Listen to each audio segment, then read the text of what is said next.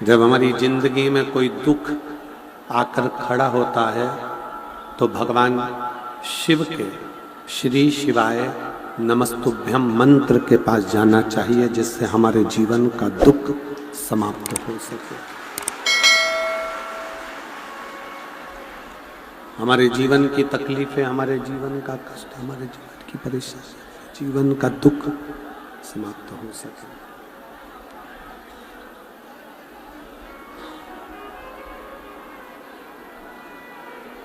एक पंचाक्षर मंत्र नमः शिवाय, षडाक्षर मंत्र ओम नमः शिवाय या श्री शिवाय नमस्तुभ्यं। अब जिस भी मंत्र का यदि जाप कर रहे हो, आप जिस मंत्र को पुकार रहे हो, आप जिस मंत्र से विनय कर रहे हो, वो मंत्र आपको अपनी मंजिल तक जरूर पहुंचाता है। वो मंजिल तक जरूर लेकर जाता है।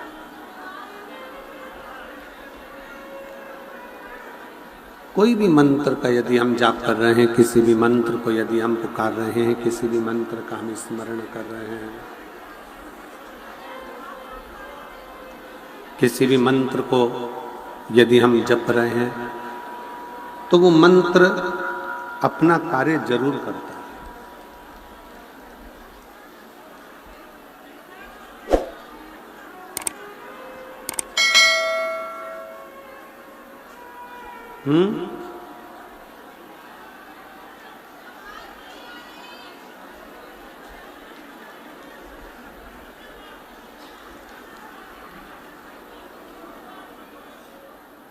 जैसे एक बीज को जमीन में डाला जाए और वो बीज यदि जमीन में चला गया, प्रकृति उसको पानी भी देती है, प्रकृति उसमें खाद भी देती है, प्रकृति उसमें समय समय पर जो बीज को चाहिए वो उसे प्राप्त होता रहता है। बस मनुष्य का जो कर्म है, मनुष्य का जो कार्य है, वो पृथ्वी में बीज डालने का है, बीज देने का।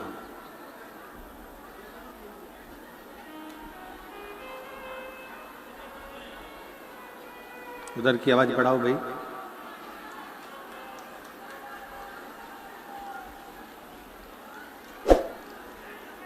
प्रकृति का कार्य है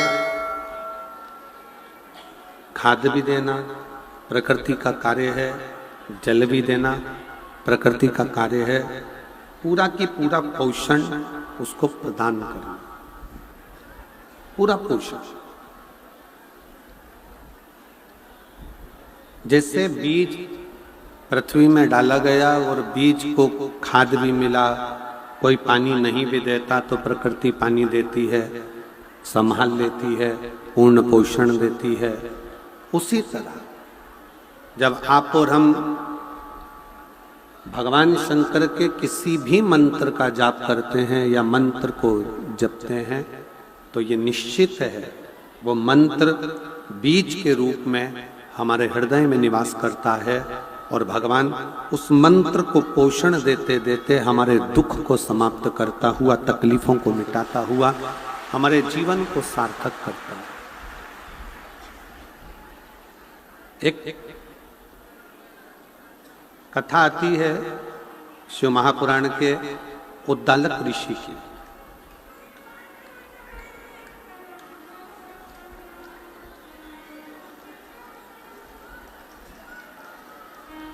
एक उद्दालक ऋषि की बड़ी सुंदर कथा आती है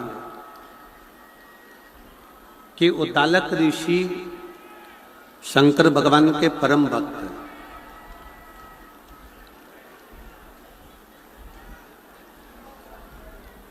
उद्दालक ऋषि भगवान शिव के परम भक्त हैं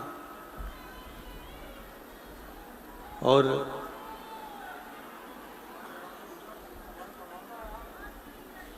उद्दालक ऋषि भगवान शिव के परम भक्त हैं, परम भक्त। अपने शिष्यों को मंत्र महिमा, जप महिमा, पाठ महिमा, अनुष्ठान, पूजन, ये सारा की सारा वो अपने शिष्यों को बताते रहते हैं। उनके एक परम शिष्य हैं जिसका नाम है कहोड़,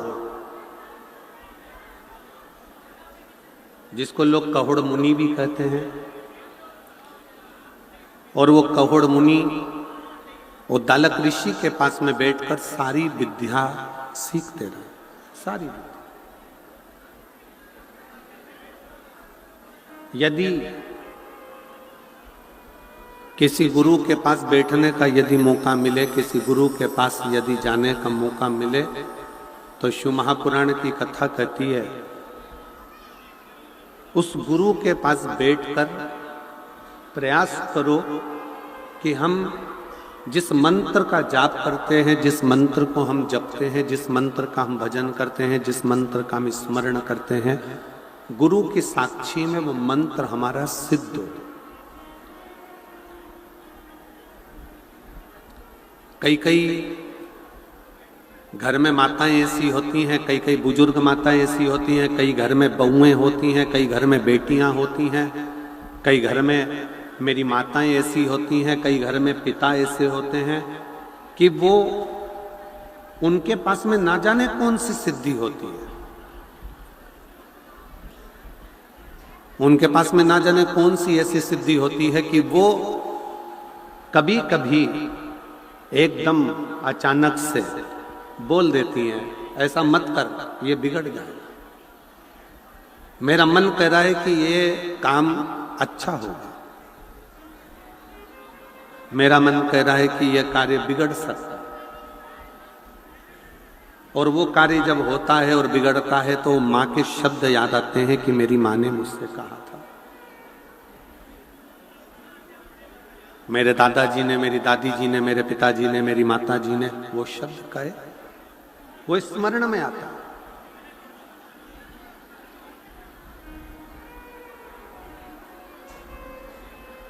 अब क्या उन दादाजी ने, उन दादी जी ने, उन माता जी ने, उन पिताजी ने, मेरी बेटियों ने, मेरी जीजियों ने, मेरी बहनों ने, मेरे जीजा ने क्या कोई मंत्र सिद्ध कर कर रखा जिसके बल पर उन्होंने बोल दिया कि मेरा मन करता है कि यह कार्य बिगड़ेगा या यह कार्य सुधरेगा? कोई उन्होंने मंत्र सिद्ध नहीं करा, पर उन्होंने एक चीज सिद्ध करी है कि किसी श्रेष्ठ गुरु के पास वो दर्शन करने के लिए जब गए और उस गुरु की साक्षी में बैठकर अपने मंत्र का उच्चारण करा तो उसकी वाणी भी शुद्ध हो गई और उसका जीवन के शब्द भी सिद्ध हो गए।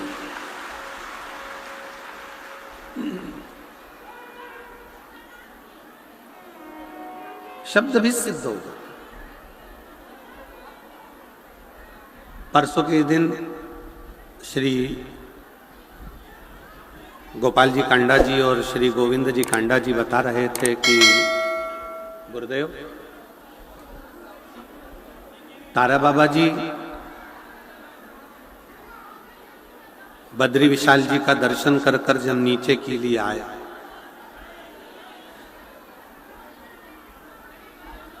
और बद्री विशाल जी का दर्शन करके जब नीचे के लिए आए, हरिद्वार में हम विश्राम करें, तब उन्होंने कहा कि जाओ सब कुछ भोजन पानी ग्रहण करो, जाओ। श्री गोपाल जी, श्री गोविंद जी कह रहे थे, सब भोजन पानी ग्रहण करने में लग गए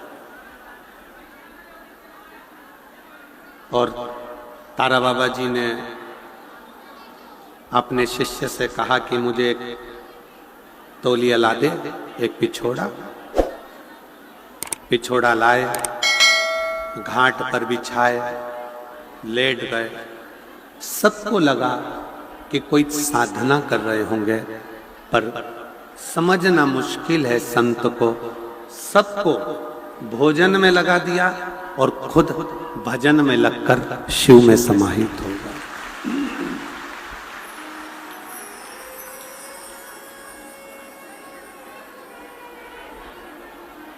सब भजन में लगे, सब भोजन में लगे और तारा बाबा जी भजन में लगे। संत की साक्षी,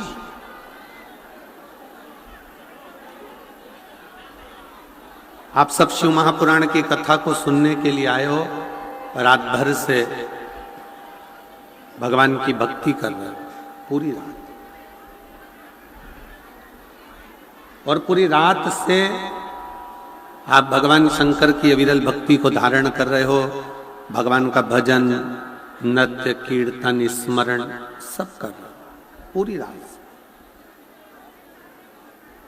इसीलिए ये कथा का जो समय होता है विराम वाले दिन का सुबह 8 बजे से रख दिया जाता है, जिससे रात भर आपका कीर्तन का क्रम करते करते करते करते सुबह आप कथा का लाभ लो, अपना पुण्य 4 गुना बढ़ाकर भगवान का भजन कर कर अपने अपने घर की ओर जब जाओगे तो कुछ पाकर जाओ, कुछ लो।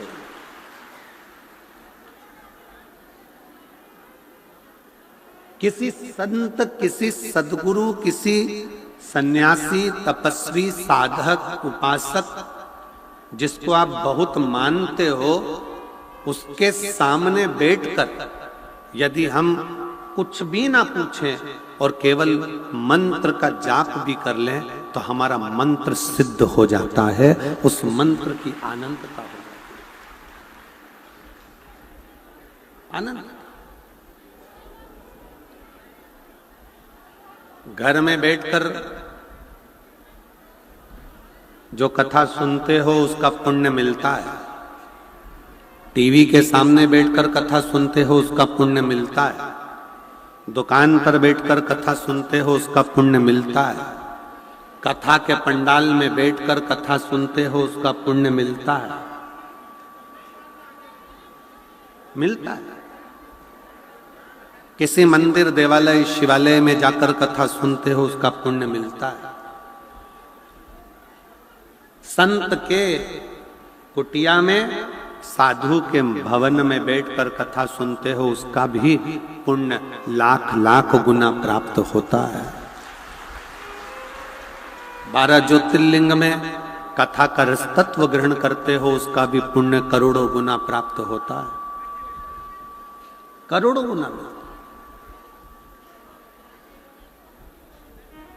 कुबेरेश्वर धाम 12 ज्योतिर्लिंग के मध्य में जैसे एक घट्टी चलती है, चक्की चलती है, उसके बीच में जो कीला लगा रहता है, ऐसे 12 ज्योतिर्लिंग आसपास में और कुबेरेश्वर धाम मध्य में। उस पे भी आप कथा श्रवण करते हो तो 12 ज्योतिर्लिंग का पुण्य मिलता है।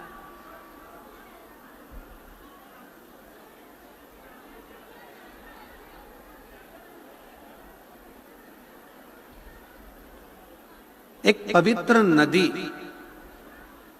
पवित्र सरोवर, पवित्र कुंड, पवित्र स्थान में बैठकर जब कथा का रस तत्व आप ग्रहण करते हो और साथ में बैठकर श्री शिवाय नमस्तुभ्यम कहते हो तो वो मंत्र अपने आप में सिद्ध हो जाता है।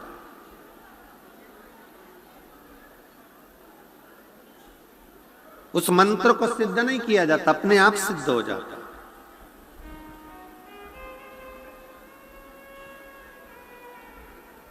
जिस समय पर उद्दालक ऋषि शिव चर्चा कर रहे थे, भगवान शंकर की शरणागति की बात कर रहे थे, उस समय पर कहोड़ मुनि उस कथा को सुन रहे, शिव स्मरण कर, और कहोड़ मुनि के अंदर भी शिव तत्व आ गया, भगवान शंकर की शरणागति आई।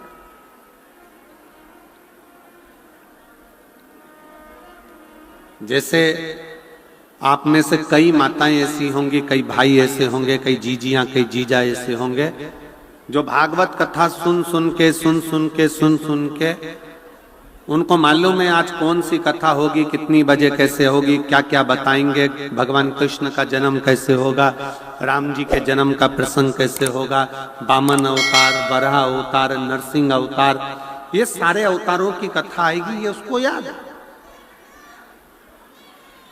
उसके स्मरण। सुनते सुनते उसकी बुद्धि में वो कथा समाती चली, सुनते सुनते राम कथा उसकी बुद्धि में समाती चली।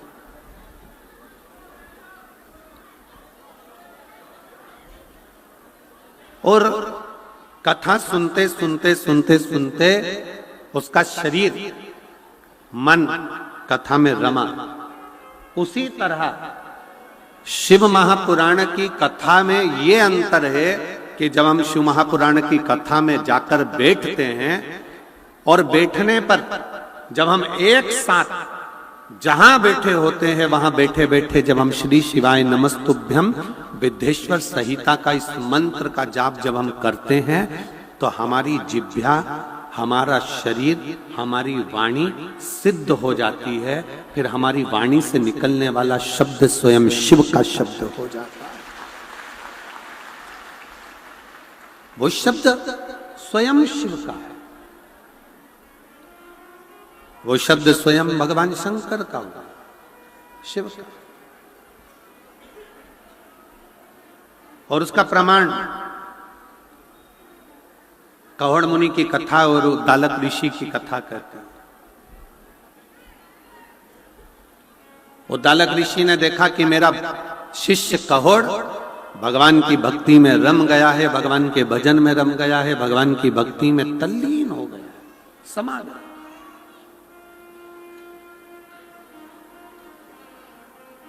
और ऐसा लगता है कि ये मुझसे ज्यादा विद्वान हो गया, मुझसे ज्यादा ज्ञानी हो गया।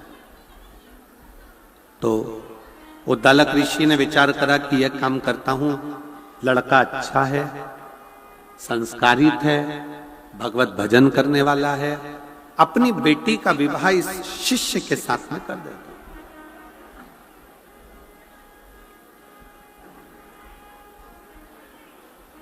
उद्दालक ऋषि की लड़की का नाम था सुजाता, बेटी का नाम सुजाता। और सुजाता बेटी के साथ में कहोड़ मुनि का विवाह कर दिया जाता। सुजाता विवाह के कुछ ही महीने बीते थे और गर्भ से हो जाते।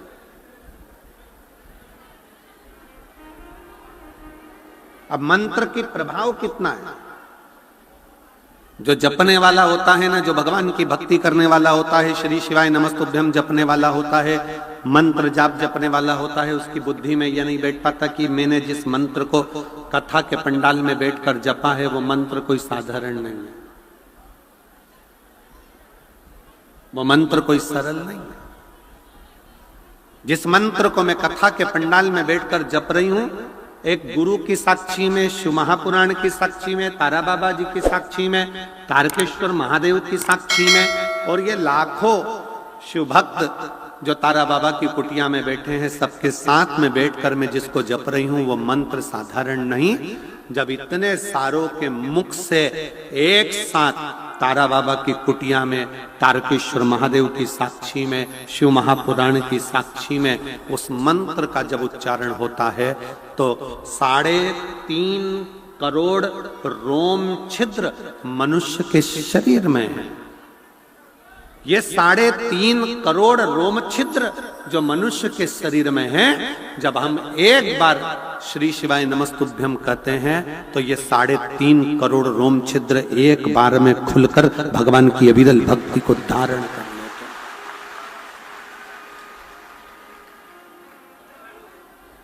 ये मानव के शरीर में 3.5 करोड़ रोम छिद्र बने हुए हैं, 3.5 करोड़ रोम छिद्र हैं, और इनकी शुद्धता हम रोज विचार करते हैं कि हम तो साबुन से नहा लिए तो ये शुद्ध हो गया शरीर, हमने साबुन से नहाया, शैम्पू लगाया, स्नो लगाया, हमने साफ कर लिया, ये केवल शरीर साफ हुआ है। पर इसकी इंद्रियां, 5 कर्मेंद्री, 5 ज्ञानेंद्री, एक मन, ये इंद्री जब शिव नाम एक साथ जपा जाता है तो वो अंदर से शुद्ध होता चले जाता, वो शुद्ध। श्री शिवाय नमस्तुभ्यं, श्री शिवाय नमस्तुभ्यं, श्री शिवाय नमस्तुभ्यं, श्री शिवाय नमस्तुभ्यं, श्री शिवाय नमस्तुभ्यं, श्री शिवाय नमस्तुभ्यं। हम जब आप और हम सब मिलकर मंत्र का उच्चारण करते हैं तो उसमें एक शुद्धता का भाव।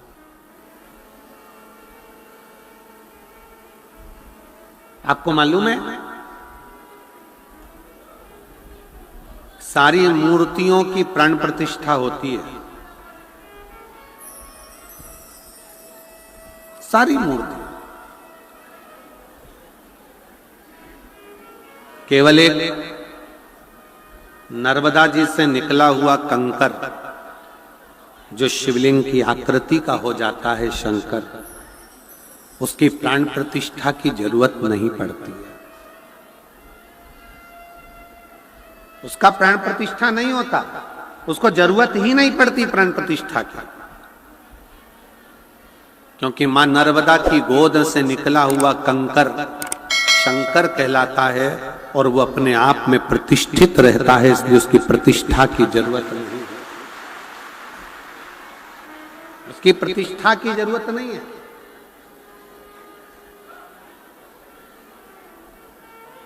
सियोर से कंकर लेकर आओ, उस कंकर की प्राण प्रतिष्ठा की जरूरत नहीं है। सियोर का कंकर लाए, कटोरी के अंदर रख दिया, पूजन करी, अर्चना करी, आराधना करी, 1 साल 1.5 साल बाबा से विनय करते रहे, काम सिद्ध हुआ, वापिस कंकर शंकर पहुंचा दिया।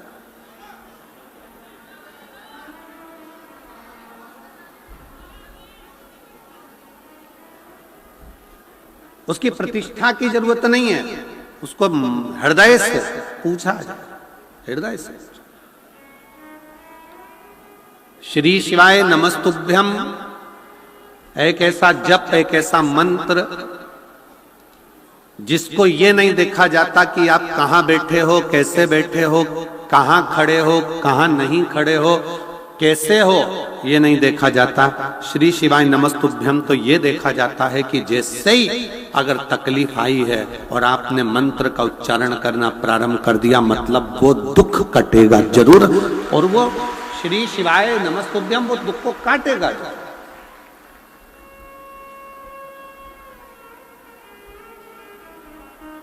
दुख कटेगा, कष्ट मिटेगा।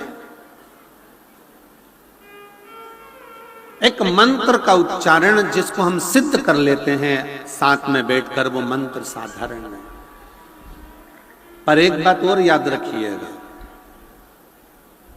हम निवेदन करेंगे शिव महापुराण की कथा सुनने वालों को, शिव तत्व को जानने वालों को, कभी भी जिंदगी में आप कितने भी सिद्ध हो जाओ, कितने भी सिद्ध, आपकी वाणी भी कितनी भी सिद्ध हो जाए, आप कितने भी सिद्ध हो जाओ, पर निवेदन है हमेशा याद रखो कि आप सिद्ध नहीं हो, आपका शिव सिद्ध है। आप तो एक साधारण मनुष्य, साधारण मानव के जीवन को जियोगे तो सुखी हो। आज तक इस व्यासपीठ ने कभी नहीं कहा कि आप मेरे पास आना, मैं आपका दुख मिटा दूंगा। कभी सुना है क्या आपने कि सियोर वाले महाराज ने कहा कि शाम को मेरे पास मिलना, मैं किसी को टच कर दूंगा, मैं किसी को छू दूंगा तो उसका दुख मिट जाएगा? नहीं, हमारा खुद का दुख तो महादेव काटते हैं, तो तुम्हारा दुख भी महादेव ही काटा। कभी इस व्यासपीठ ने यह नहीं कहा इतने सालों में, 30 सालों के अंदर, 25 सालों से आप कथा सुन रहे होगे, 18 साल 20 साल से कथा सुन रहे होगे, कभी नहीं कहा कि हम किसी का दुख काट देंगे, हम किसी को छुएंगे तो उसका दुख कट जाएगा। ना ना ना, हमारा तो एक नियम भी इतना भारी है कि हम तो केवल महिलाओं से, जीजियों से, मेरी बेटियों से, मेरी माताओं से चरण भी नहीं छूने देते, क्योंकि आप मेरी बहन हो, मेरी जीजी हो। मेरा फर्ज बनता है कि मैं आपके चरण छूं, आप मेरे चरण छुओ, ये मुझे अच्छा नहीं।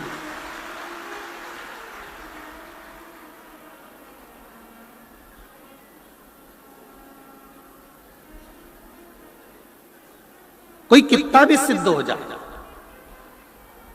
कितना भी सिद्ध हो।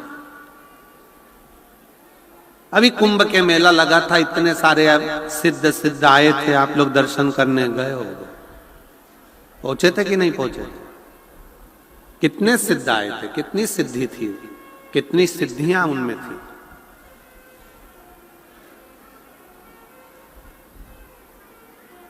पर सिद्धता का सबसे बड़ा प्रमाण है कि वो अपने ऊपर सिद्धता ना ले, ये सोचें कि मैं कुछ नहीं करता, करते हो भोले बाबा, मेरा नाम हो रहा है और प्रभु आपकी कृपा से सब काम है।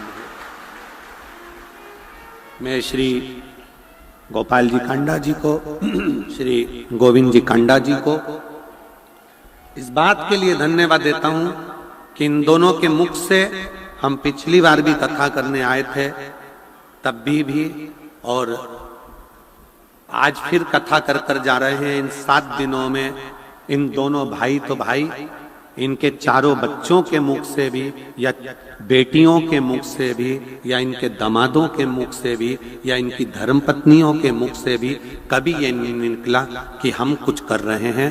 भंडारा भी चला रहे हैं तो तारकेश्वर महादेव, तारा बाबा चला रहे हैं, और सब कार्य कर रहे हैं तो तारकेश्वर महादेव। ये सिद्धता होना चाहिए।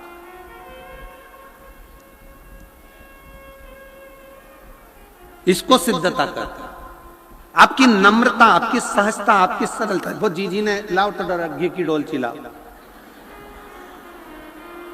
लाओ।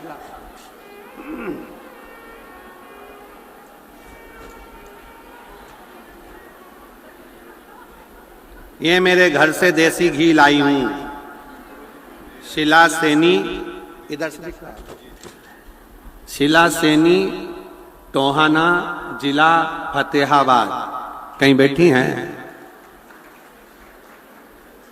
कहीं बैठी हैं? जहां बैठी हो तो हाथ हिला सकती हो। श्री शिवाय नमस्तुभ्यम लिखने से इनने भैंस पे धन्य है। श्री शिवाय नमस्तुभ्यम लिखने से मेरे घर के दरवाजे पर, द्वार पर, गाड़ी पर, ट्रैक्टर पर, ट्रॉली पर लिखने से फायदा ये हुआ कि मेरे यहाँ जो भैंसें बीमार रहती थीं वो अब बीमार नहीं रहती हैं। ये जिसका जो व्यापार है, हरियाणा का तो मूल व्यापार ही कृषि है। हरियाणा का मूल व्यापार कृषि है। इसलिए भारत की भूमि पर सारी दुनिया के भिखारी मिलेंगे, पर हरियाणा का एक व्यक्ति भिखारी नहीं मिलेगा। क्योंकि जिसने कृषि को पकड़ा है, जिसने कृषि करी है, जो जमीन पर जुड़ा हुआ है, जमीन से जुड़ा हुआ है, जो जमीन पर काम कर कर, मजदूरी कर कर अपने बच्चों का पेट भरना जानता है, वो किसी के आगे हाथ नहीं फैलाता है। वो हरियाणा का एक व्यक्ति कृषि से जुड़ा।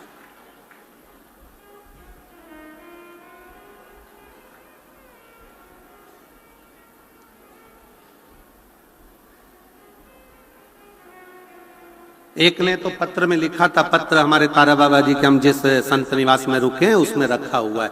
एक ने बहन ने पत्र, वो बैठी होगी यहीं, उसने पत्र में लिखा था, ओ गुरु जी तुम ये 2 बजे से 5 बजे तक कथा मत करा करो।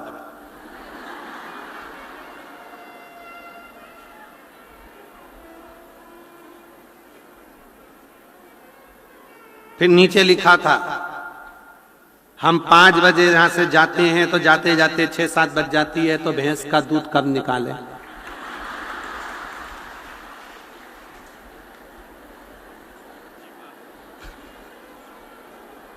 अच्छी बहस हुई।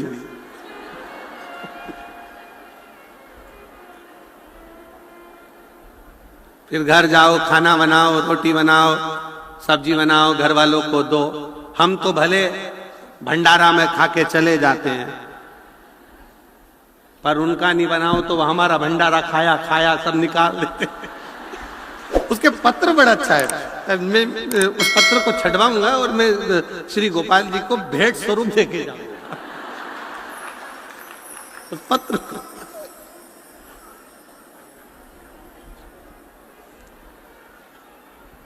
फिर उसने एक लाइन लिखी, हे गुरुजी, तुम्हारे साउंड वाले को बेलपत्री दिया करो।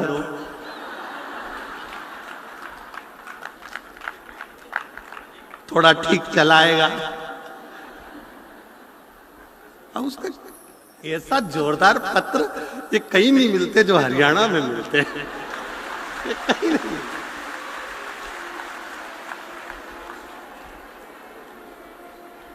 हम तो बाबा के भरोसे चलते, हम तो बाबा के भरोसे चलते, ये दुनिया वाले जलते, ये दुनिया वाले जलते, हम तो बाबा के भरोसे चलते।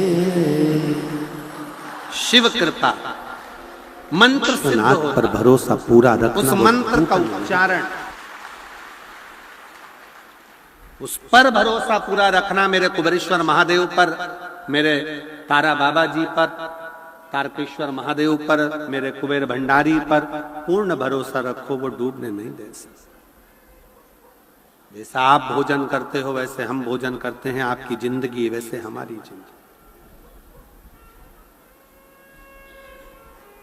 आप तो फिर भी बड़े खुश होकर इधर उधर घूम लेते हो, पर हम तो घूम भी नहीं सकते।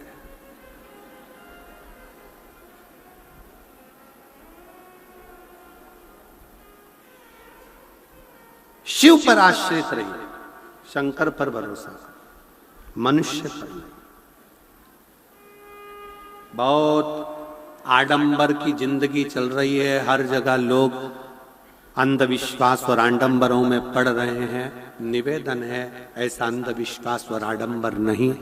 अपना एक लोटा जल और अपनी मेहनत व्यक्ति को बहुत आगे तक ले जाती है, पीछे नहीं। मेहनत, आपका एक लोटा जल जो आप भगवान शंकर को समर्पित कर रहे हैं और विश्वास के साथ कर रहे हैं, और जब जब दुख आए, जब जब तकलीफ आए, तब एक बेलपत्र, एक दुर्वा, एक चावल का दाना, श्री शिवाय नमस्तुभ्यम का 108 बार जाप घर में बैठकर करना। हाथ में एक बेलपत्र, एक दुर्वा, एक चावल का दाना रखकर अपने दिल से 108 बार श्री शिवाय नमस्तुभ्यम घर में बोलो।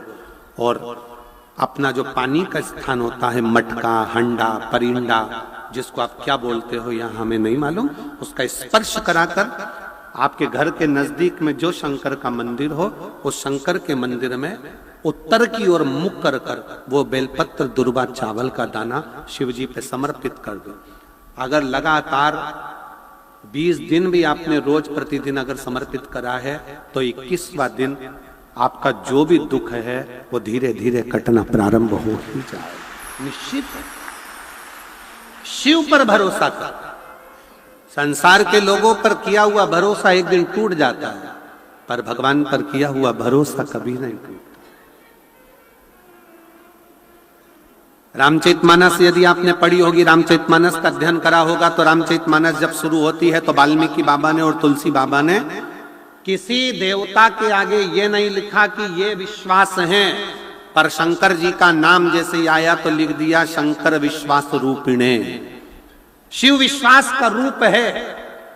तुलसीदास जी ने लिख दिया कि शंकर केवल एक विश्वास है, और जितना जितना विश्वास पक्का रखोगे उतना उतना तुम्हारा दुख काटने के लिए शंकर तुम्हारे से कदम मिलाकर चले।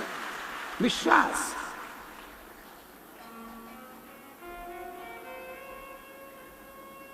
हम भरोसे किसके रहे?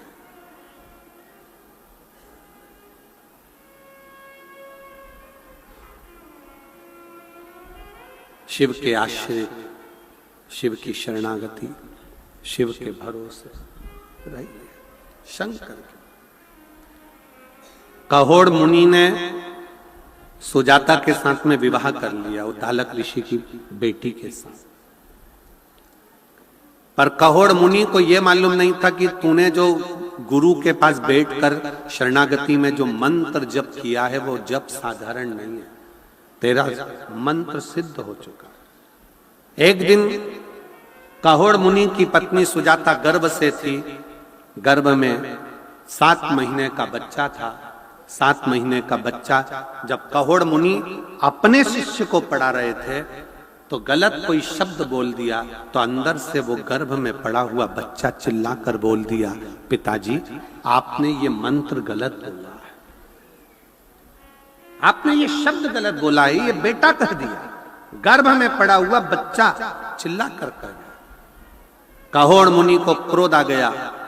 उनको मालूम नहीं था कि किसी गुरु की शरणागति में बैठकर किया गया मंत्र जाप कितना प्रबल होता है कि किसी को भी अपशब्द कहने से पहले 50 बार सोचना पड़ता।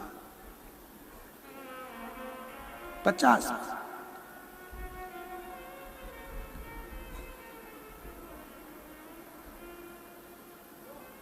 कोई कितना भी गलत कर देना तो भी शंकर का जो भक्त होता है ना, वो कभी अपशब्द नहीं कहता, कभी ताना नहीं देगा, कभी गालियां नहीं देगा, कभी अड़ातड़ा नहीं कहेगा, कभी अपशब्द नहीं कहेगा। खुद को कोस लेगा, खुद को अपशब्द कह देगा, पर दूसरे को नहीं। शिव कहोड़ मुनि ने गलती कर दी। सुजाता के गर्भ से जैसे ही बच्चे ने बोला, कहोड़ मुनि को क्रोध आ गया और कहोड़ मुनि ने तुरंत कह दिया कि तू मेरा बेटा होकर मेरे सामने ऊंची आवाज में बात करता है, मैं तुझे श्राप देता हूं कि तू मां के गर्भ में ही टेढ़ा हो जाए। 8 जगह से तू टेढ़ा होगा, 8 जगह से तू वक्र होगा। गर्भ से बच्चे ने जन्म लिया तो वह 8 जगह से टेढ़ा था। मां ने उसका नाम अष्टावक्र रख दिया। अष्टावक्र ऋषि, अष्टावक्र मुनि।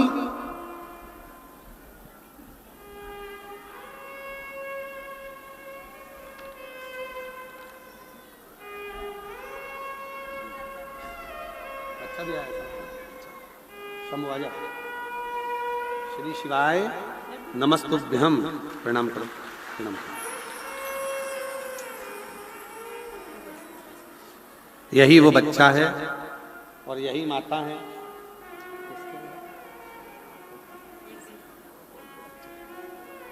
जिनको जीबीएस बीमारी हो गई थी, हाथ पैर ने काम करना बंद कर दिया था, डॉक्टर के हिसाब से ये कभी उठ नहीं सकती थी, जिस बीमारी का इलाज पूरे भारत में क्या विदेश में भी नहीं है, और बाबा की कृपा से आज माँ और बच्चा दोनों खड़े हैं। एक बार जोरदार ताली बजाते।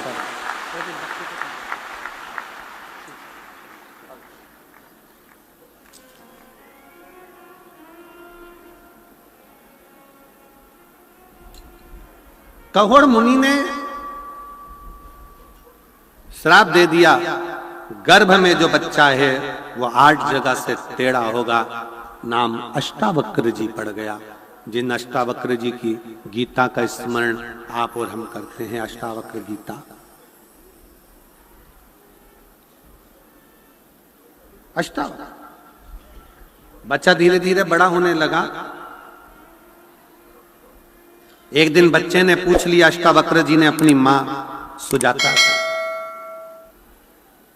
अपनी मां सुजाता से पूछा, मां मेरे पिताजी का देहांत कैसे हुआ, मेरे पिताजी शांत कैसे हुए, ऐसा क्या हो गया था जिससे मेरे पिताजी शांत हो गए, मेरे पिताजी का देहांत कैसे हुआ। अष्टावक्र जी पूछ रहे थे और मां की आंख से आंसू बह रहे थे सुजाता की। सुजाता ने कहा, तुम्हारे पिता कहोड़ मुनि राजा जनक जी के यहाँ गए थे, वहां से खबर आई थी कि शास्त्रार्थ करने पधारा। धर्म में, संस्कृति में, सभ्यता में, संस्कारों में, भजन में, कीर्तन में, कथा में, देवालय में, शिवालय में, संतों के बीच में कभी भी कंपटीशन नहीं होना चाहिए। कथा का भी कभी कंपटीशन ना हो, धर्म का कभी कंपटीशन ना हो, संत का, साधु का कभी कंपटीशन ना हो, और किसी शिवालय का भी कभी कंपटीशन ना हो। अपने मुख से कभी मत कहो कि 12 ज्योतिर्लिंग में कौन सा ज्योतिर्लिंग बड़ा है। कोई कहते हैं कि सोमनाथ पहले नंबर पर आता है, कोई कहते हैं महाकाल चौथे नंबर पर आता है, कोई कहता है ये तीसरे नंबर पर आया, कोई के वो दूसरे नंबर पर आया, कोई के 5वें नंबर पर आया। शिव महापुराण की कथा कहती है जब तुम जिसको जिस भाव से जपोगे वो तुम्हारी दृष्टि में पहला है। 12 ज्योतिर्लिंग में सब ज्योतिर्लिंग श्रेष्ठ हैं, इसमें कोई बड़ा और कोई छोटा नहीं।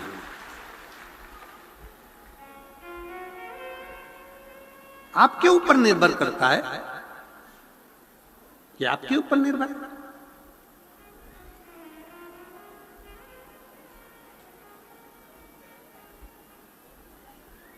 महाकाल राजा का दर्शन करने जाओगे तो महाकाल राजा का दर्शन करोगे तो वो भी मेरा काल अधिपति, मेरे जीवन का एक आनंद है। सोमनाथ जी का दर्शन करने जाइए, वो भी मेरा बाबा, जीवन का एक आनंद।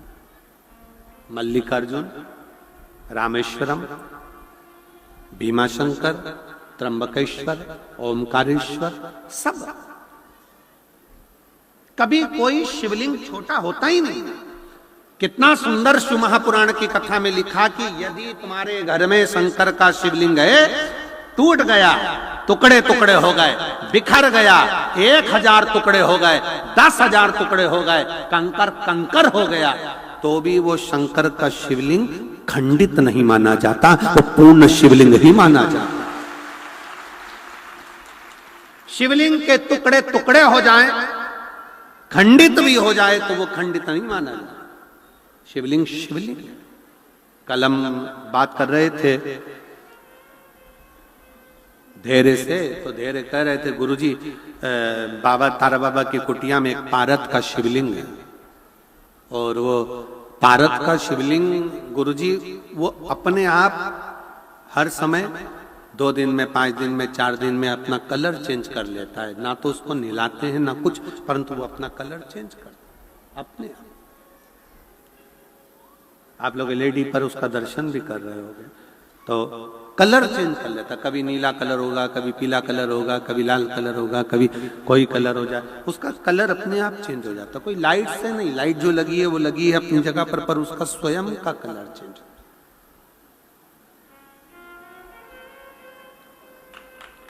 कभी आप उसको अन्य रूप में देखेंगे, कभी अन्य रूप में देखेंगे, उसके दर्शन आप करेंगे तो अपने आप में एक दर्शन का मन। हम कहें, कोई तुमसे कहे कि हमारे घर का शिवलिंग टूट गया है, खंडित हो गया है, कोई कहे कि हमको ये शिवलिंग बदलना है, शिव महापुराण की कथा कभी आज्ञा नहीं करेगी आपको कि शिवलिंग बदलना है। एक बात आपसे कहें, ईमानदारी से बोलना, बाप का हाथ टूट गया तो क्या बाप बदल दोगे? जम के तो बोलो जरा। नहीं। आंख फूट गई तो नहीं, तुम तो कह दो हमको ऐसा बाप नहीं चाहिए, दूसरा नहीं। टांग टूट गई, एक्सीडेंट हो गया, फेस खराब हो गया, शरीर बेकार हो गया, कह दोगे कि नहीं चाहिए? ऐसा नहीं है। पुत्र को कुछ हो गया, हाथ में लग गई, पांव में लग गई, तो क्या पुत्र बदल दोगे? नहीं।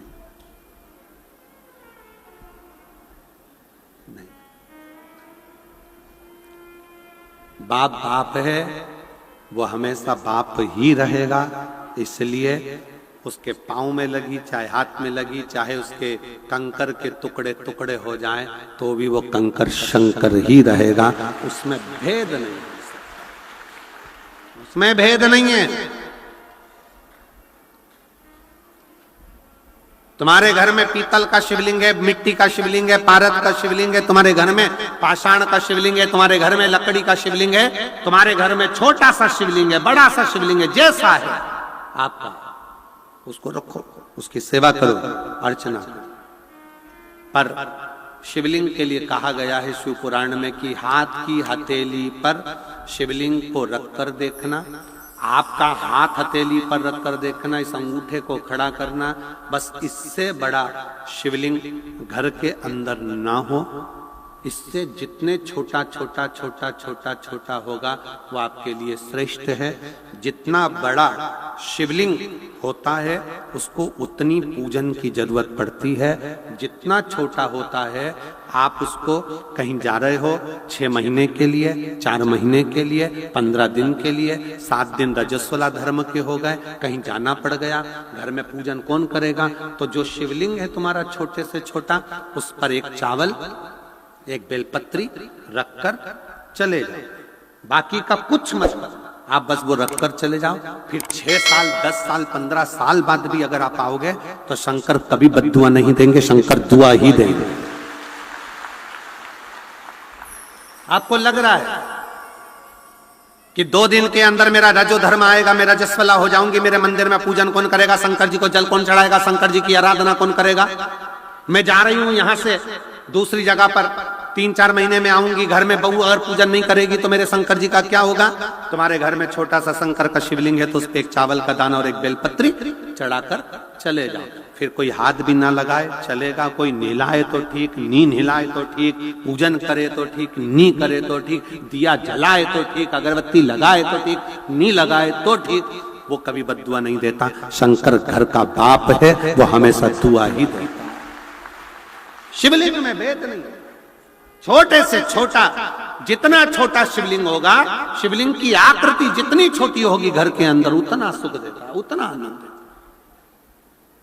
और अगर बड़ा शिवलिंग है घर के अंदर, और पुराना शिवलिंग है घर के अंदर, पूजन कर रहे हो, इस आकृति से बड़ा है, तो उसके अगर उसको थाली में रखा है, प्लेट में रखा है, तो एक बेलपत्र, जिस बेलपत्र का डंडी का भाग जलाधारी की ओर होता है, उस बेलपत्र पर शिवलिंग को रख दीजिए। उसके बाद उस शिवलिंग में कोई दोष नहीं रहता, वो पुण्यमय आनंदमय भाव से उसको घर के अंदर रख सकता। कई लोग कहते हैं गुरुजी हमारे घर में तो थोड़ा बड़ा शिवलिंग है और पुराना शिवलिंग है, हम उसको कहां रख कर आएंगे, क्या करेंगे? नहीं रखना, कहीं मत रखने जा, उस शिवलिंग के नीचे एक बेलपत्र रख दो, बस केवल एक बेलपत्र।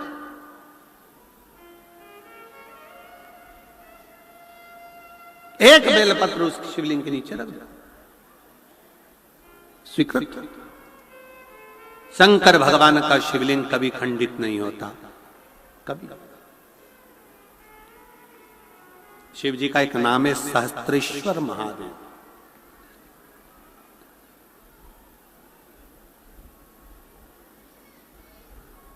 परसों के दिन श्री गोपाल जी कांडा जी के यहाँ से उनकी धर्म पत्नी और श्री गोविंद जी कांडा जी की धर्म पत्नी दोनों बैठी हुई बात कर रही थी। तो उन्होंने बताया, हमने पूछा आपके यहाँ शिवलिंग है? तो कहा गुरुजी है। हमने उनका नाम लक्षेश्वर महादेव रखा है। हमने पूछा क्यों, ये नाम क्यों रख दिया? तो कहा पहले तो वो शिवलिंग ऐसा ही दिखता था, पर एक दिन पूजन करते समय उन शिवलिंग में नेत्र नजर आ गए, तो हमने उसका नाम लक्षेश्वर महादेव रख दिया कि वो आंख उनकी। शिव तत्व में ये होता शंकर।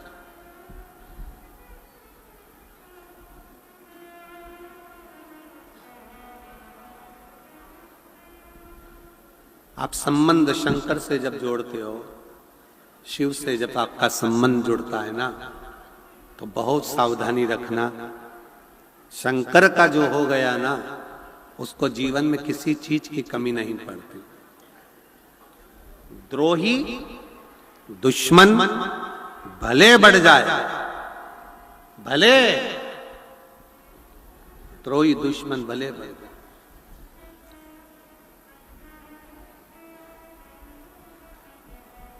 पर शिव शिव है, शंकर शंकर। शिव का भक्त थोड़ा शांति रखे। मान लो कोई कंपटीशन एग्जाम देने, एक पत्र में उसने लिखा, यदि कंपटीशन एग्जाम देने जा रहे हो और कंपटीशन एग्जाम देने के लिए भी पहुंच गए, मान लो,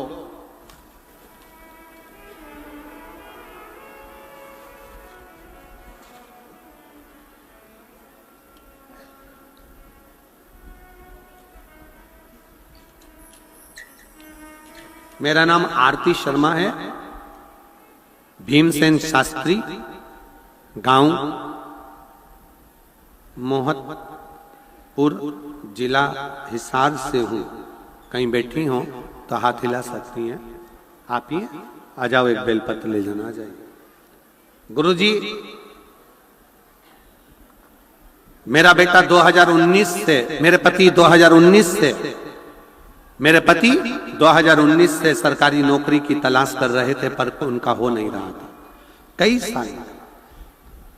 इसी सिरसा में जब श्री गोविंद जी कांडा, श्री गोपाल जी कांडा ने कथा कराई, तो हम इसी पंडाल में बैठकर बाबा से विनय करे थे।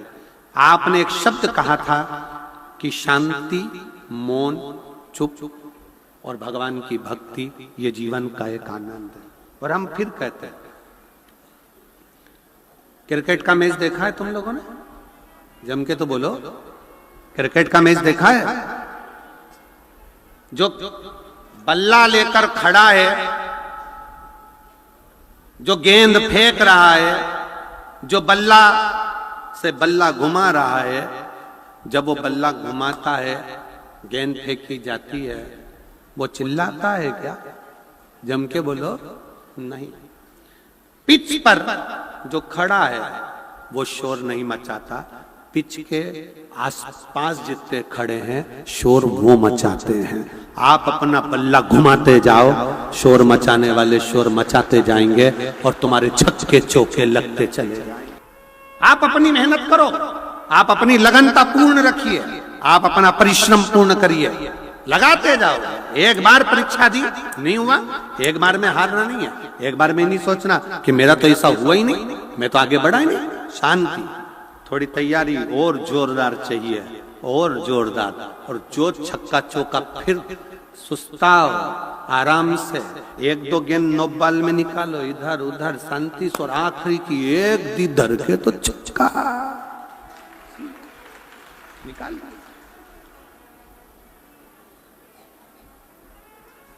और सबसे ज्यादा सावधानी की जरूरत है क्रिकेट खेलने वालों को, कि जब वो बल्ला घुमाते हैं तो स्टंप के पास में जो खड़े रहता है उससे सावधान रहना। दूर वाले तुम्हारी गिल्ली नहीं उखाड़ सकते, गिल्ली हमेशा पास वाला ही उखाड़ कर जाता है। सावधान रहना। गिल्ली उखाड़ने की सामर्थ्यता किसी में नहीं है। दूर का गेंद फेंकने वाला तुम्हारी गिल्ली नहीं उखाड़ेगा, पर जो पीछे खड़ा है बिल्कुल लगाया तुक में बैठा रहता है, यही देखता रहता है कब मौका मिले उसकी गिल्ली उखाड़ूं। कोई अपना ही ऐसा होता है जो गिल्ली उखाड़ने में सामने खड़ा हो जाता है।